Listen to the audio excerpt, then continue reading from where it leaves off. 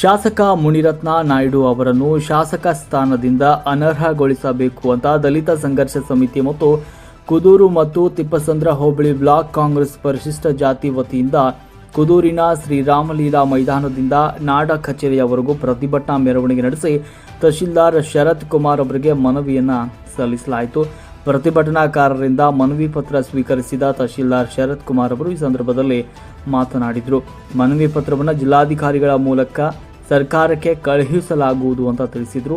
ಹಾಪ್ಕಾಮ್ಸ್ ಮಾಜಿ ನಿರ್ದೇಶಕ ಮಂಜೇಶ್ ಅವರು ಈ ಸಂದರ್ಭದಲ್ಲಿ ಮಾತನಾಡಿದರು. ಮುನಿರತ್ನ ನಾಯ್ಡು ಅವರು ದಲಿತ ಸಮುದಾಯ ಮತ್ತು ಒಕ್ಕಲಿಗ ಸಮುದಾಯದ ಬಗ್ಗೆ ಅತ್ಯಂತ ಕೀಳಾಗಿ ಜಾತಿ ನಿಂದನೆ ಮಾಡಿ ಹೆಣ್ಣು ಮಗಳನ್ನು ಬಹಳ ಕೀಳಾಗಿ ಮಾತನಾಡಿದ್ದಾರೆ.